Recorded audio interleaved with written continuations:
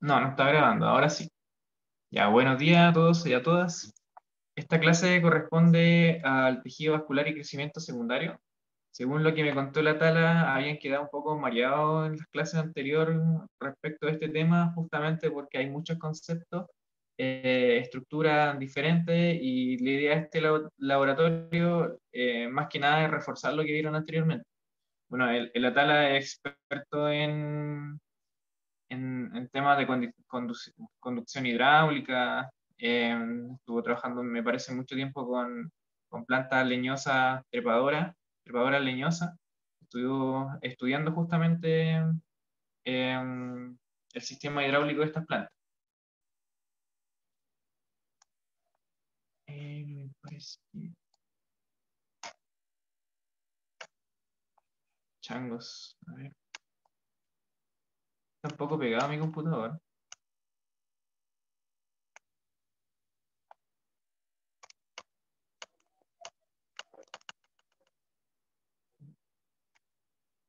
Ya. Bueno, como saben, el tejido vascular corresponde a un tejido de tipo complejo. ¿Y quiere decir esto? Que en realidad no solamente es un tipo celular, sino que está compuesto por múltiples tejidos, células distintas que forman este sistema.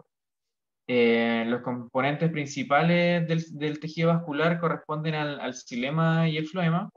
Como sabemos, el xilema es el sistema hidráulico que lleva la savia bruta, es decir, el agua y los minerales desde el suelo hacia la planta, y tenemos el floema, que es el que distribuye finalmente la sustancia elaborada, los fotosintatos, hormonas y cosas de ese estilo, sustancias secundarias, desde el tejido fotosintético hacia el resto de la planta, es decir, el sumidero, donde se requiera estos compuestos van a ser distribuidos por el floema. El origen del tejido vascular corresponde al procambium y al cambium vascular, y la principal función que tiene este sistema vascular es finalmente la distribución del agua, los minerales y las sustancias elaboradas dentro de las plantas.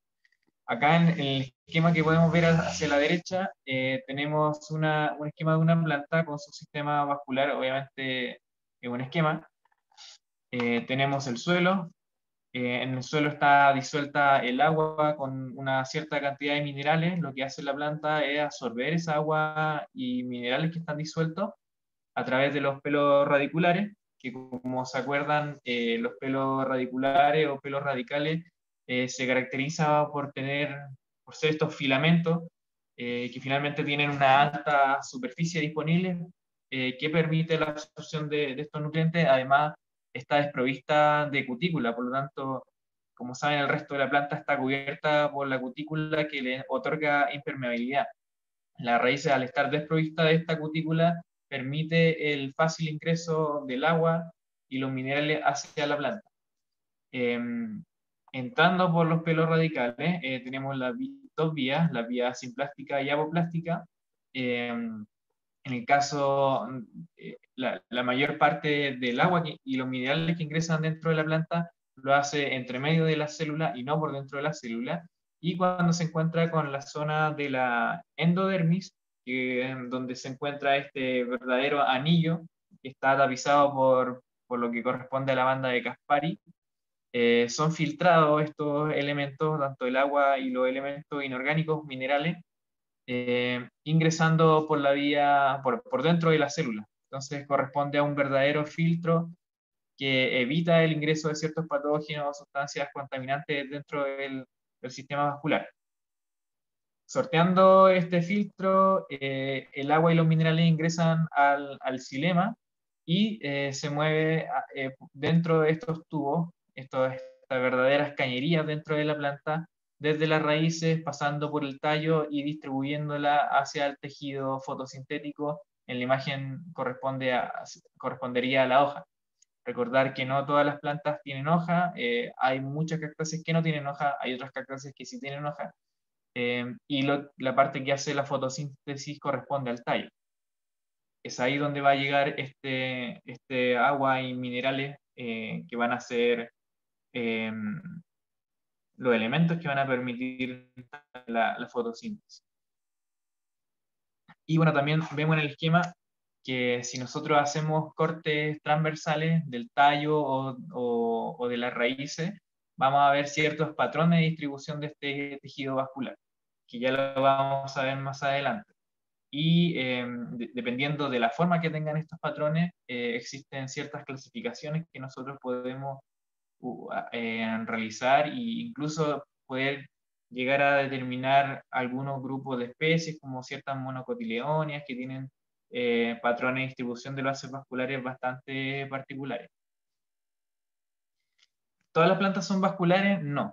Bueno, tenemos plantas que son vasculares y las plantas que no son vasculares. Y debido a la presencia de haces vasculares o no, vamos a decir que son plantas vasculares y plantas no vasculares. También las plantas vasculares corresponden a un grupo que se llama traqueófitas, es decir, que son plantas que tienen tráquea. Y corresponden al grupo de plantas más derivadas dentro de la filogenia de las plantas. Las plantas no vasculares son plantas que son más basales, son más primitivas y corresponden a los que son comúnmente denominados musgos. Tenemos la hepática, tenemos los musgos propiamente tal y los antocerotes, que son grupos bastante primitivos y se caracterizan porque, bueno, viven en ambientes que están limitados en cuanto a disponibilidad de agua. Es decir, viven en zonas que son siempre húmedas o crecen durante las estaciones húmedas, como ocurre en Chile Central, que después de la lluvia comienzan recién a aparecer estas plantitas. Y bueno, se caracterizan también porque su tamaño es bastante pequeño. Es como la forma en que absorben el agua es a través de la superficie, están limitados físicamente en el tamaño. Jamás vamos a encontrar un musgo del porte de una secuoya, por ejemplo, gigante. Los musgos más grandes, si no me equivoco, una de las especies más grandes está de hecho en el sur de Chile, en el bosque de tipo valdiviano, eh, y puede llegar hasta los 30 o 40 centímetros, que es el Dendroligotrichum dendroides, que es el musgo pinito, que es bastante alto y de hecho sí tiene como una especie de pequeña conducción hidráulica, pero por fuera digamos, como del tallo, entre comillas, tallo. Y tenemos las plantas que son más derivadas, las traqueófitas, que aparecieron alrededor de unos 400 millones de años atrás y que corresponde al grupo más diverso actualmente de plantas sobre la Tierra. La aparición de estas tráqueas o sistema vascular permitió una radiación adaptativa bastante importante, porque finalmente le otorgó a las plantas no depender tanto de estas condiciones de humedad como en el caso de los musgos, y de hecho en la época carbonífera, después de la aparición de este sistema vascular, el planeta completo estaba dominado por grandes bosques de plantas vasculares. Tenemos los helechos, que son las primeras plantas vasculares. Dentro de los helechos están las licófitas, los helechos propiamente tal, los más comunes que tenemos en nuestras casas, las gimnospermas y las angiospermas. Bueno, este esquema que está acá, espero que no le enrede más el cuento, me demoré mucho en hacerlo. Y bueno, el tejido vascular se puede dividir en dos grandes grupos, tenemos el xilema y el floema. Cada una de estas estructuras o tejidos tiene formas y funciones diferentes. La mayor diferencia entre estos dos tipos de sistema vascular que están dentro de la misma planta es que el xilema lleva cosas distintas que el floema y además en el caso del floema son células vivas en comparación al xilema que son células que no están vivas, es decir, son células muertas en su madurez. Tenemos que el xilema transporta la savia bruta que corresponde a agua y mineral, atravesando la raíz, el tallo y finalmente llegando hasta el tejido fotosintético, es decir, la hoja o el tallo fotosintético. Y tenemos diferentes tipos de xilema dependiendo de los grupos en el cual estemos hablando. Tenemos las gimnospermas y angiospermas basales, que son los grupos de plantas digamos, bueno, más basales o entre comillas más primitivas, y tenemos el grupo de plantas que son más derivadas o entre comillas más evolucionadas, que son las angiospermas y gimnospermas derivadas, y tienen este sistema vascular, el xilema, tiene nombre distinto. En las gimnospermas corresponde a las traqueidas, que tienen caracteres importantes, como por ejemplo las paredes son mucho más gruesas, el lumen, es decir, el orificio de este cilindro es mucho menor, es decir, tiene un menor diámetro, y eso obviamente limita el transporte de agua, porque si tenemos un tubo pequeño va a transportar menos agua que si tuviéramos un tubo con un diámetro mayor. Sin embargo, tiene una mayor resistencia mecánica producto de que tienen las paredes gruesas. En comparación a las células que forman el tejido cilemático en angiosperma, se le denominan elementos de los vasos. Y estos elementos de los vasos se van uniendo y van formando un verdadero tubo que se denomina vaso, finalmente. Al tubo completo se le denomina vaso. Y las paredes son más delgadas, el lumen es mayor, de mayor diámetro, es decir, son cilindros mucho mayores, por lo tanto hay un mayor transporte hidráulico y sin embargo tiene una menor resistencia mecánica justamente porque tiene las paredes más delgadas. Acá en la imagen podemos ver en café, acá, aquí, podemos ver de que están acá los elementos de los vasos, que parecieran verdaderamente vasos, y en la parte superior y la parte basal se pueden ver lo que corresponde a las placas perforadas, que son la pared celular que está perforada, formando verdaderos orificios que permiten el ingreso del agua. Cómo se disponen estos elementos es uno encima de otro. En comparación a las traqueidas, que son mucho más delgadas, se puede ver acá, tiene una forma fusiforme, como en forma como de aguja de jeringa, eh, y la disposición de estos elementos es de forma lateral, no se une una base con la otra, sino que se unen de forma lateral una con otra, y por lo tanto eso lo hace menos eficiente.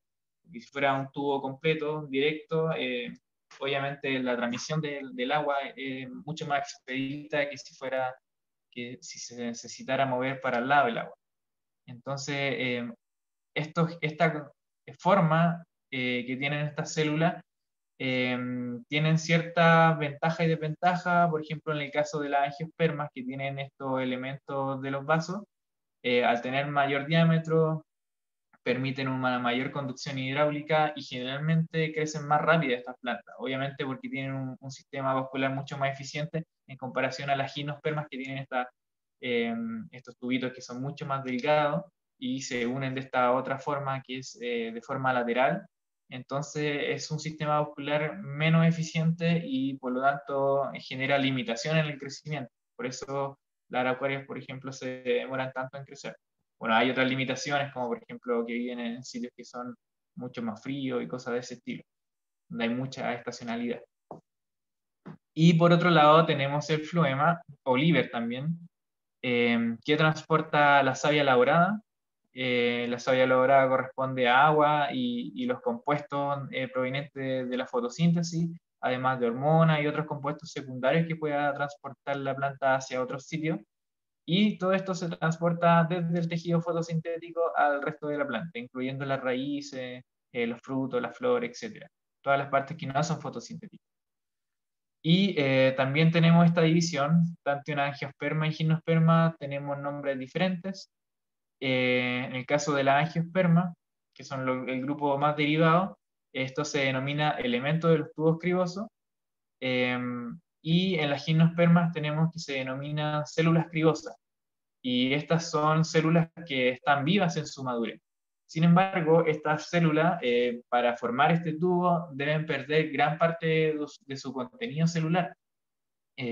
No tienen organelo, no tienen cloroplasto, no tienen ningún plastillo, tampoco también pierden el núcleo, por lo tanto, para poder sobrevivir estas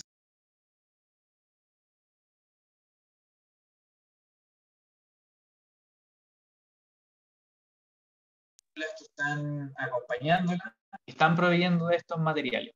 En el caso, ¿qué pasó? ¿Pasó algo? No, profe, ¿Me se le escuchan? había desactivado el audio, pero todo bien. Ah, ya. Ya, voy a colocar en el celular no molestar porque me estaban llamando. Eh, ya. ¿O en qué iba? Bueno, claro, como estas células están vivas y perdieron gran parte de su contenido celular, están acompañadas por, en el caso de los elementos de los tubos pivosos, se denominan células anexas, que son las células que finalmente proveen de los elementos necesarios para sobrevivir a los elementos de los tubos pivosos. Y en el caso de las células cribosas que están presentes en gimnosperma, estas se llaman células albuminíferas o albuminosas también. Y ambas cumplen la misma función. Acá hacia la derecha podemos encontrar un esquema de estos dos elementos distintos. Como se puede ver comparativamente, los elementos de los tubos cribosos son células que forman un verdadero tubo, que están acoplados uno encima del otro de forma continua, y tienen un mayor diámetro en comparación a las células que están dentro de la gimnosperma, que forman el floema, que son células bastante delgadas, y al igual que las traqueidas, tienen esta disposición lateral. Y acá podemos ver las células que la acompañan, que son las células albuminosas. ¿Alguien tiene alguna duda, pregunta, consulta respecto a eso?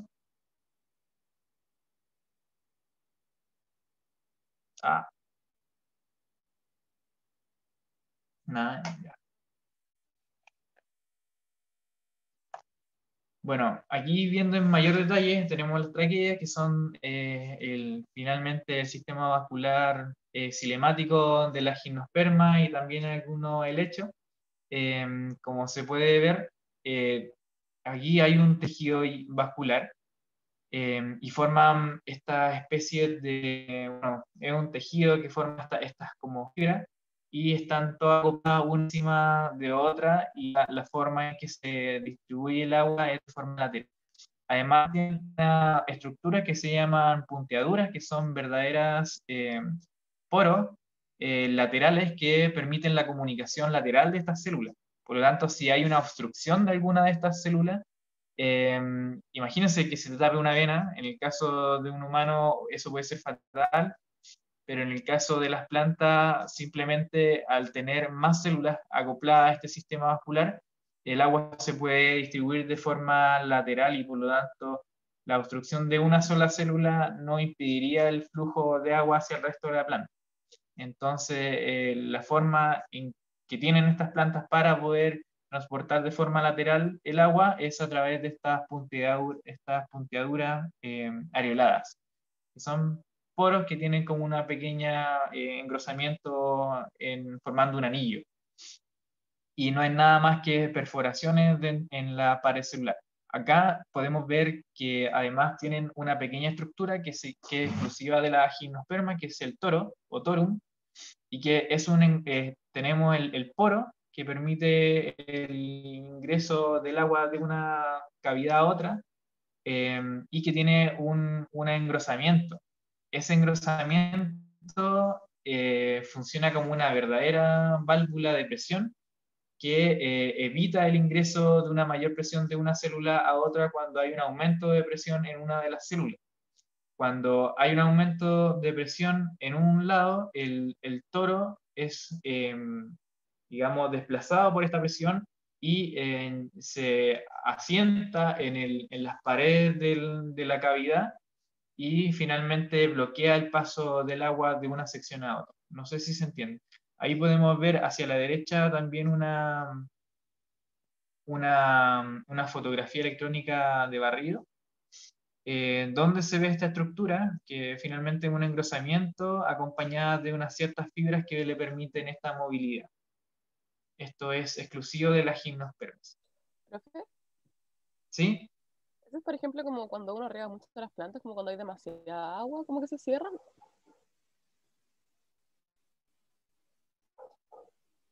¿Aló? Cuando hay cambios de presión, exactamente no sé cuándo ocurren esos cambios de presión. Está bien. Supone que parte de la presión vascular está determinada por la cantidad de agua y también por la evaporación, porque finalmente cómo se mueve el agua dentro de la planta es finalmente por una diferencia de potencial hidráulico entre la parte de abajo, que vendría siendo la raíz del suelo, y la parte superior. Por eso, de alguna forma, las plantas necesitan estar eliminando agua, haciendo evapotranspiración, transpirando el agua, para generar este cambio, esta diferencia de potencial hidráulico o diferencia de presión. Esa es la única forma en que el agua se puede mover dentro de la planta, por capilaridad. Ay, No sé si se entiendo. entiende. Sí, gracias. Y bueno, aquí tenemos los elementos de los vasos, que son las células que forman el tejido vascular que corresponde al xilema dentro de la angiosperma generalmente y de algunas gimnospermas basales. Y como se puede ver, son verdaderos tubos que forman estos elementos con estas secciones que corresponden a las placas perforadas. Entonces, como vimos, la eficiencia de estos tubos es mucho mayor que en comparación a las de aquellas que tienen, eh, que no tienen estas placas perforadas, tienen estas punteaduras simplemente, y la disposición o la unión de una célula a otra es de forma lateral y no de forma como directa una sobre la otra.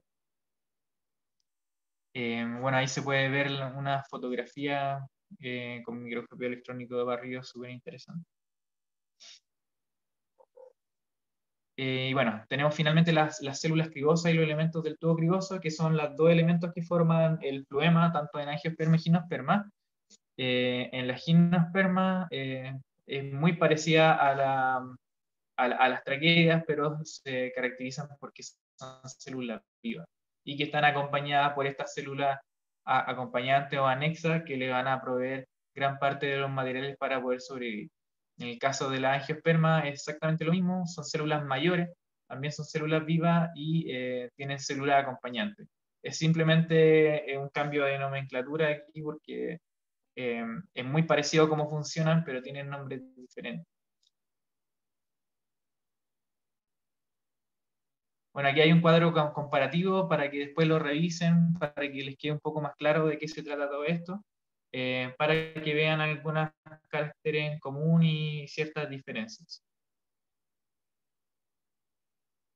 Bueno, nosotros cuando estudiamos los tejidos vasculares dentro de las plantas, por ejemplo, en una planta leñosa podemos hacer cortes. Cuando vemos estos cortes, lo mejor generalmente para ver la disposición de los vasos vasculares es cuando la planta, durante los primeros años, porque cuando la planta ya va creciendo y tiene muchos años, esta morfología o esta claridad en la disposición de los vasos vasculares se va perdiendo, se va modificando. Hay ciertos tipos de cortes que uno puede hacer para estudiar este tipo de estructura. Tenemos el corte transversal, que finalmente tenemos el tronco y cortamos diametralmente el tronco, viendo de arriba el cilindro vascular. También podemos hacer un corte radial, que en el sentido desde el centro hacia afuera, es decir, de forma radial, como lo dice el nombre del corte. Y también tenemos el corte tangencial. El corte tangencial vendría siendo un corte perpendicular al radio. ¿Se entiende eso? Y bueno, nosotros cada vez que hacemos un corte distinto vamos a ver cosas diferentes o vamos a ver las mismas cosas, pero vistas desde otro ángulo. Y eso obviamente a veces complica un poco la interpretación. Bueno, ahí el tal es experto en este tipo de cosas, así que en la clase yo creo que hizo él lo explica bastante bien. La idea de esto en realidad simplemente es mostrar de que existen estructuras diferentes y vamos a ver cortes distintos según lo que queramos ver. Acá podemos ver el tronco. En el caso del centro corresponde al tejido cilemático de un árbol ya adulto. Es bastante grueso. No puedo echar acá. Ya, aquí en 1, eso corresponde al cambio. El cambio finalmente vendría siendo el tejido meristemático secundario, que va a dar origen al crecimiento lateral, es decir, va a permitir el ensanchamiento o el crecimiento secundario de la planta. Esto está justamente entre el xilema y el floema, en el caso de las plantas que obviamente tienen crecimiento secundario, porque en el caso de las plantas que son herbáceas no tienen un cambio, por lo tanto no tienen crecimiento secundario. Y tenemos otra estructura que es la peridermis, que vendría siendo una modificación de la epidermis, pero con una alta deposición de ciertas sustancias, como por ejemplo la suberina, que finalmente determinan la deposición de esta material en las paredes celulares de la planta y que finalmente terminan por matar a la célula por esta alta deposición de sustancias, porque queda incomunicada la célula. Sin embargo, tienen una función bastante particular que es la protección y también resistencia mecánica. Acá podemos ver todo lo que corresponde a la peridermis, que son una serie de capas, las capas más externas del tallo. En el caso de la felodermis, corresponde a tejido más que nada parenquimático. Luego tenemos el cambio suberoso o felógeno, que vendría siendo el meristema, tejido meristemático. Y el suber que corresponde ya a estas células suberificadas que están totalmente muertas y que finalmente funcionan como una forma de protección y forma la corteza, la parte más exterior del tallo de la planta. Si nosotros hacemos estos cortes de forma transversal a los tallos, vamos a ver ciertos patrones de distribución de los ácidos vasculares. Acá podemos ver que tenemos algunas morfologías que son bastante básicas, como por ejemplo las protoestelas, que están presentes en las plantas más primitivas, como por ejemplo los helechos y algunas gimnospermas, si no me equivoco. Tenemos la haplostela, que es un tipo de protoestela y que se caracteriza porque, bueno, en el centro tiene xilema y está rodeado de este floema. Tenemos también la actinostela, que el xilema está formando una especie de estrella rodeada por algunas secciones de floema. Tenemos la plectostela, que el xilema forma una estructura similar a placas longitudinales. Es bastante particular. Y tenemos las sífonoestelas que están ya presentes generalmente en las plantas que son un poco más derivadas, son estructuras un poco más complejas. Tenemos la ectofloica, que está presente en las plantas, por ejemplo, en los helechos. Tenemos las anfifloicas, que también está presente en los helechos, pero un poco más derivado, y ambas se caracterizan porque tienen un centro que corresponde a la médula, o tienen tejido parenquimático, rodeado finalmente por el xilema y luego por el floema en la parte más exterior. En el caso de la anfifloica, está rodeado por el xilema, está rodeado en la parte interior y exterior, está rodeado por el floema. Entonces, dependiendo de la disposición del floema y del xilema en torno a la médula, vamos a tener diferentes conformaciones que tienen nombres distintos. Tenemos la dictiostela, que finalmente es una médula que está con estos ácidos vasculares de floema y xilema, pero que tiene estos lagunas foliares, que son estas secciones donde no hay discontinua de floema y xilema. Acá se puede ver. Tengo un poco malo el mouse. Aquí está. Eso es. En todas las sifonoestelas, como se puede ver, hay una médula, en comparación a las protoestelas, donde no hay una médula. Simplemente este es xilema y floema. No hay una médula en el centro. Y bueno, tenemos la eustela, que son bastante parecidos, están presentes en las plantas, en la gimnosperma, y tenemos la atactostela, que están presentes solamente en las monocotiledoneas. Si uno ve una monocotiledonia va a ver algo así como esto, que es una forma tiene una distribución como bastante azarosa y cubriendo todo el cilindro vascular. Bueno, y existe también la disposición de los haces vasculares. Acá en los colores tenemos el floema en azul, tenemos el xilema en rojo y tenemos el cambium vascular en verde. Recordar que no todas las plantas tienen crecimiento secundario. En las plantas que tienen crecimiento secundario hay cambium vascular dentro de los haces vasculares. Como ahí se puede ver en verde, tenemos el colateral, eh, donde tenemos una especie como de óvalo, donde en la parte exterior tenemos el floema y la parte interior tenemos el xilema. Y en el caso del colateral abierto, tenemos tejido del cambio vascular entre medio. Y eso va a permitir el crecimiento lateral. Porque va a aumentar el grosor y va a aumentar la cantidad de floema y xilema y por lo tanto va a haber un engrosamiento del tallo en general. Tenemos la bicolateral, que es parecida al colateral, pero tenemos una disposición distinta. Tenemos que está el cambium vascular junto con el xilema y están rodeados por floema. Y tenemos concéntricos que son simplemente el floema y el xilema rodeándose uno a otro. Pueden ser las dos disposiciones diferentes, el floema adentro o el xilema adentro y el floema afuera o el xilema afuera. Esto es como algo, ¿Profe? obviamente, ¿ah?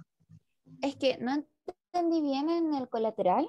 ¿Por qué el que tiene, es que no me acuerdo qué era esa franja verde, pero por qué que esté esa franja significa que esté abierto y no cerrado?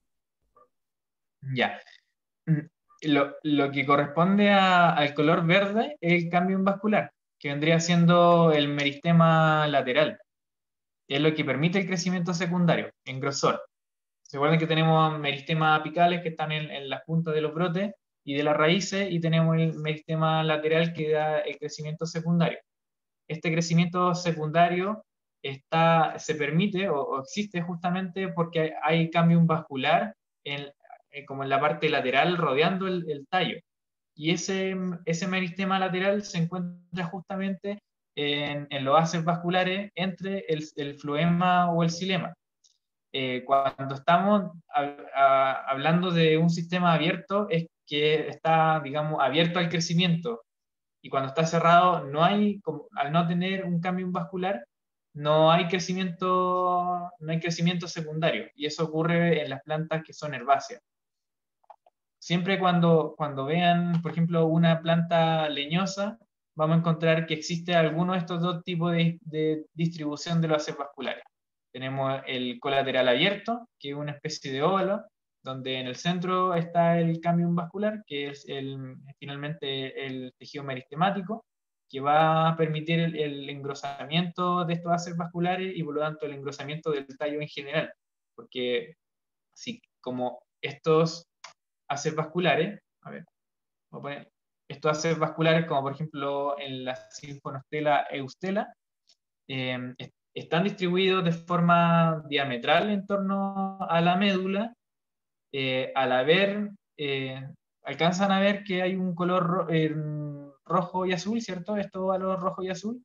Ya entre medio se supone que hay una franja de color verde, que vendría siendo el cambio. Entonces, si hay un crecimiento de estos meristemas laterales, va a haber un crecimiento diametral en todo el diámetro de la planta, porque se van agregando más células, más células, más células, formando nuevo xilema y nuevo floema. No sé si se entiende.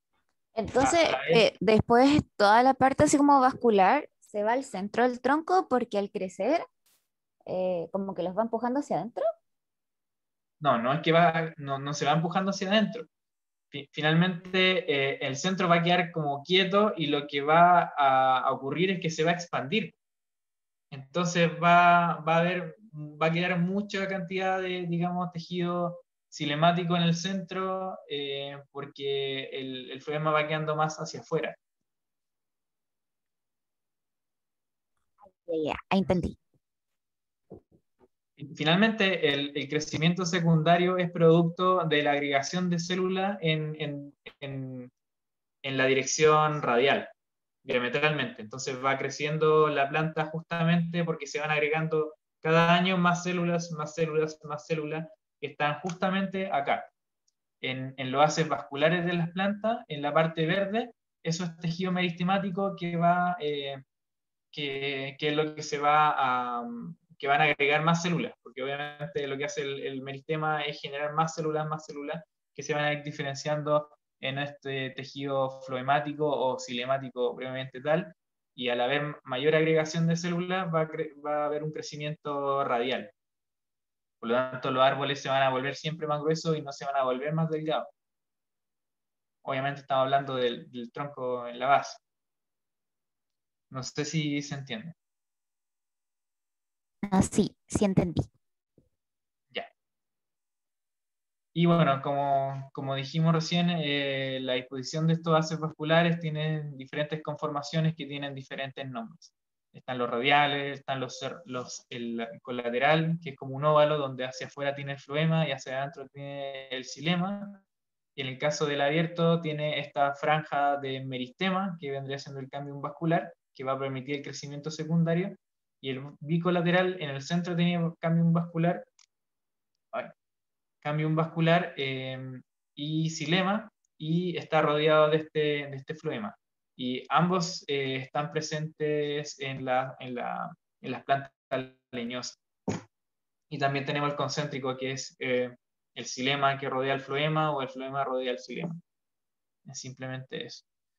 Y bueno, diferentes especies en diferentes zonas. Acá, por ejemplo, tenemos un tallo de una monocotiledonia, este me parece que es un maíz o un pasto en general. Tenemos que la disposición de los haces vasculares son de tipo, es una aquí está el nombre, acá, una atactostela. A ver, aquí está, atactostela, que es la parte de más abajo, que es una disposición como azarosa de los haces vasculares en el cilindro vascular.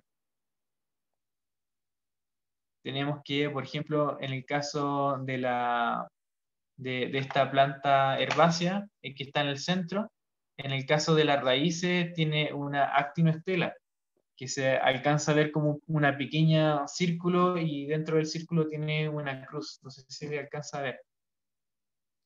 Y tenemos, en el caso de una fabácea, no se alcanza a ver mucho, quizá no es tan bueno este corte, pero correspondería a esto que se ve acá. Una eustela, que es típico de las plantas dicotiledóneas. Esto corresponde a una eustela visto en un corte transversal de tallo. Y bueno, también existen otras estructuras que están presentes en las gimnospermas, principalmente en las pinófitas, en los pinos, que es el canal resinífero. El canal resinífero es un verdadero canal que está dispuesto en los haces vasculares y que transporta y secretan cierta resina que permiten de alguna forma repeler el ataque de insectos y de hongos. Finalmente, la secreción de estas sustancias permite a la planta defenderse de ciertos patógenos. Y de hecho, se cree que gran parte de la extinción de muchos dinosaurios herbívoros fue justamente porque estas plantas, los pinos, encontraron, digamos, esta solución a ser comidos, al generar estas sustancias tóxicas y resinosas que hacían a la planta no palatable. Aquí podemos ver el corte de un Pinus embroide y se alcanzan a ver, no sé si alcanzan a ver ustedes, pero se ven bastante bien los canales como en la peridermis, cerca de la peridermis, y que están incluso chorreando toda esta resina. Ustedes cuando cortan un pino les van a quedar las manos pegajosas y es justamente porque tiene esta sustancia dentro de estos canales resiníferos. Y bueno, ¿qué aplicaciones tiene todo esto? Conocer la forma y disposición de los haces vasculares y la forma de crecimiento secundario Esto permite tener ciertas aplicaciones como por ejemplo la dendrocronología, dendro árbol y cronología es tiempo. Entonces nosotros podemos medir el tiempo a partir de cómo crecen los árboles, por ejemplo. En las zonas templadas donde hay estacionalidad marcada, como por ejemplo en Chile central o al sur de Chile o en Norteamérica, por ejemplo, la forma en que crecen los árboles es de acuerdo a las estaciones. Existe un aumento de crecimiento justamente cuando hay un aumento de temperatura. Y existe un decrecimiento o una ralentización del crecimiento cuando comienza la estación fría. Por lo tanto, cada vez que crece la planta hay un crecimiento rápido, y luego cuando empieza la estación fría, las células que componen este cilindro vascular, o sea, este cilindro del tallo, comienzan a crecer un poco más apretadas y van a formar este verdadero anillo. Entonces nosotros podemos contar los años que tiene una planta a través de los anillos que tienen, y además podemos saber qué tan bueno fue ese año justamente por el grosor que tienen estos anillos. Si, aquí podemos ver, por ejemplo, unas bandas que son mucho más gruesas, probablemente fue un buen año para la planta. Es decir, hubo calor y además hubo harta agua disponible. Pero si hubo sequía, probablemente las células crezcan menos células, y además estas sean menos elongadas, más pequeñas. Por lo tanto, eso también va a haber una diferencia en la disposición de estos anillos de crecimiento. Incluso se ha podido de alguna forma saber cómo ha sido el clima hace incluso milenios, justamente a partir de la dendrocronología. Y nosotros podemos, por ejemplo, si es que un árbol no tiene 1000 años, podemos tener, por ejemplo, no sé, lo que se ha hecho en Europa sobre todo, es por ejemplo, las vigas que se han utilizado para construir iglesias, se le han hecho dentro de cronología y se han ajustado estos anillos a los anillos de años más actuales, y podemos finalmente reconstruir y hacer una línea de tiempo solapando cada uno de estos anillos, y se pueden ver acá. Porque obviamente si hubo un año, hubo sequía, eso afecta a todas las poblaciones de árboles, y por lo tanto eso quedaría marcado en cualquier registro de árbol que podríamos encontrar en cualquier región.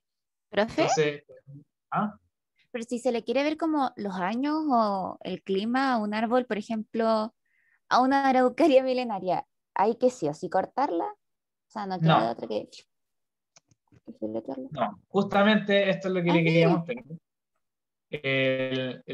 No es necesario cortar una planta para saber los años que tiene. Acá, por ejemplo, podemos ver este barreno, que es como una especie de taladro, que la broca es hueca, completamente hueca. Entonces nosotros vamos perforando, y a medida que vamos perforando va saliendo un tarugo, que es finalmente los anillos, pero como en barra, anillos en barra finalmente. Y estos anillos, o sea, este tarugo, eh, después se pule con una lija, se pule para que quede como brilloso. Entonces, de esa forma, cuando ya está pulido, con la superficie totalmente lisa, bajo el microscopio nosotros podemos ir viendo y analizando mucho más detalladamente la estructura de los anillos, y por lo tanto ir viendo qué ocurrió en cada una de las épocas. Acá en la Católica de Valparaíso, en geografía, Ariel Muñoz trabaja justamente en el laboratorio de dendrocronología, en el caso de que ustedes estén interesados en trabajar en cosas de ese estilo. Por ejemplo, acá en Putaendo tenemos uno de los árboles más antiguos, yo creo que el más antiguo de la región de Valparaíso, que es Austrocedrus chilensis, que es un ciprés de la cordillera, que está presente el Austrocedrus chilensis corresponde a una especie como de, bueno, un ciprés que es nativo y que es la única población de la especie en la región de Valparaíso, y es la que está más al norte, porque las poblaciones son mucho más australes, llega hasta Coyhaique las poblaciones de Austrocedrus chilensis. Miento, hasta Futaleufú llegan las poblaciones de Austrocedrus chilensis. Y acá tenemos la única población presente en la cima de un cerro que tiene como 2000 metros, y además se sabe que tiene los individuos más antiguos y son vestigios de las últimas glaciaciones y el individuo más antiguo tiene 1430 años. Y eso se ha caracterizado justamente utilizando estas técnicas de dendrocronología. Entonces es súper interesante porque imagínense tener un árbol de 1000 años y sacarle un tarugo, podemos saber qué pasó durante 1000 años. Entonces tenemos mucha información contenida en un puro árbol. Obviamente no todos los árboles llegan a esa edad, así que no todos tienen esa información. Por lo tanto, también ese es un argumento más de por qué cuidar los árboles mañosos que tenemos en Chile, justamente porque tienen mucha información muy valiosa de cómo ha ido cambiando el clima y cosas de ese estilo. Una vez fui al ¿Profe? sur y me encontré con una araucaria milenaria, pero era hueca. Entonces uno se podía meter Claro. dentro y podía estar de pie. Incluso con la linterna no se podía ver hasta cuando la hueca era extremadamente alta. Buenísimo. Y claro, justamente, ¿por qué las plantas que son huecas pueden seguir viviendo? Es justamente porque al tener crecimiento lateral y los haces vasculares van quedando finalmente en la parte más externa, eso permite de que la planta pueda seguir viviendo a pesar de que no tienen una médula como rellena. Por eso pudiste caminar adentro de una araucaria hueca y que seguía viva. ¿Profe? ¿Sí? En vez de una época de lluvia, como si hay un grosor, puede ser como época de mucha humedad, ¿o no? ¿O no crece de la misma manera? ¿Cómo? Que si, por ejemplo, se engrosa porque es una época muy lluviosa, pero no puede ser como también inferir que puede ser por humedad, como como una época muy húmeda, por ese estilo. Pero es que no entiendo bien por qué obviamente va a ser muy húmedo. Ah, ya, ya. No es que pensaba que podía ser como, no sé, más húmedo por la absorción de la planta, o sea, o del árbol. O sea, es que igual, Entonces, sí, como buen biólogo, la respuesta a eso depende de la especie. Porque finalmente no todas las especies necesitan las mismas condiciones para poder sobrevivir. Si tú pones, no sé, un musgo a crecer en una zona húmeda, obviamente va a crecer un montón. Un musgo obviamente no tiene anillo de crecimiento.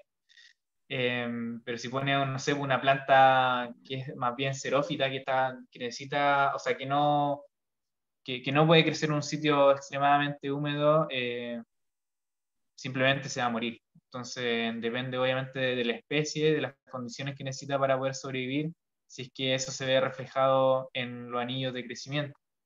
Si la planta, finalmente, que un anillo de crecimiento sea ancho, eso va a estar reflejando de que hubieron buenas condiciones para la planta. Esas buenas condiciones para la planta pueden ser cualquier cosa, puede ser que hubo humedad o que no hubo tanta humedad, o que hizo mucho calor, o que, no sé, el calor no era tanto, entonces permitió el crecimiento, no sé. Entonces depende no, finalmente de la especie y de las condiciones que necesite para crecer, pero finalmente lo que se puede observar en el anillo es que las condiciones de crecimiento fueron óptimas o muy buenas para la planta y por lo tanto dejó un anillo de crecimiento bastante ancho. ya, gracias. Profe, ¿Sí? pero ¿bajo qué condiciones se hicieron esos parámetros? Por ejemplo, así como, ¿en qué sentido definieron que, no sé, ya cierta línea representa esto, cierta hora representa otra cosa? ¿O en qué sentido se definió eso? No, no se sabe. O sea, sé que es a lo largo de estudios e investigaciones a lo largo de mucho tiempo, pero como que específicamente, no sé si un compuesto que hay en esa parte del tronco se dice, ah, ya, eso es esto, sí. Es como que... Claro, es que por ejemplo, incluso uno puede hacer justamente el ejercicio de poder ver cómo van creciendo las plantas. No sé si, imagínate teniendo un cultivo, no sé, de eucaliptus y que obviamente va a estar monitoreando año tras año las condiciones cómo van cambiando y va a tener un año que es seco, un año que es lluvioso, un año que es seco o donde hubo incendios forestales. Entonces, todas esas cosas tú las vas a saber. Y después hace un corte o le mete esta maquinita para sacarle un tarugo, y entonces tiene el tarugo y vas a saber a qué año corresponde cada uno de los anillos, y se va a ver como reflejado en ese anillo sabiendo, o sea, y tú además teniendo la información de qué pasó ese año. Entonces es súper fácil saber si es que, mira, justo este año hubo incendio, mira, justo el anillo que hubo, en el año que hubo incendio, no sé, está negro, no sé, por decir cualquier cosa, no sé cómo, qué es lo que pasa.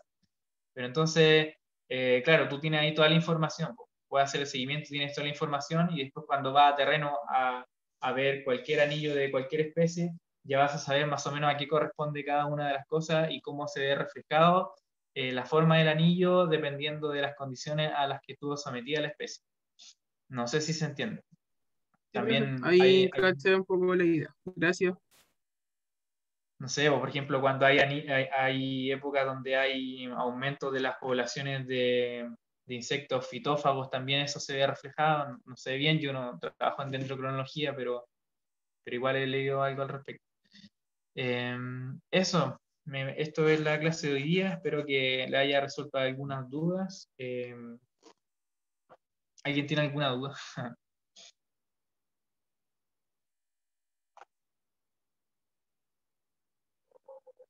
No sé qué dicen en el chat.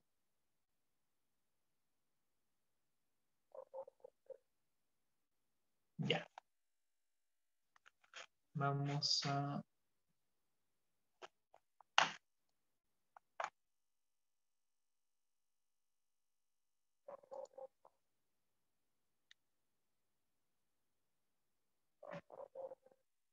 Ya, eso sería. ¿Alguien tiene alguna duda?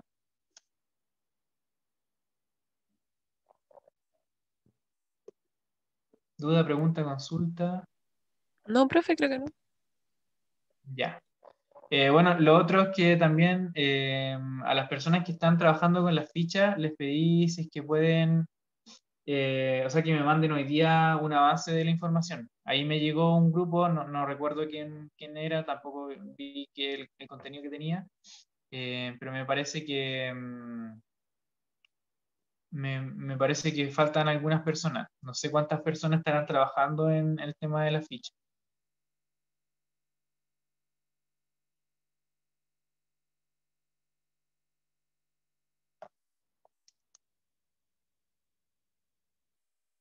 ¿Aló? Profe, yo tengo una consulta, pero no es solo las fichas. ¿Mm? Un-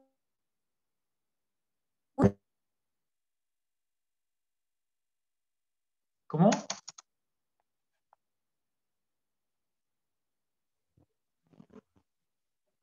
No escucho nada. ¿Aló? ¿Aló? ¿Ahí sí? Me parece que sí. Allá. Yo quería saber si se pueden ver los estomas de una hoja a simple vista, o sea, pero como con lupa o necesitas, Em, es que, por ejemplo, el otro día tomé unas hojas del limón y yo tengo un lente de cámara 20 por, que dice ya. super macro.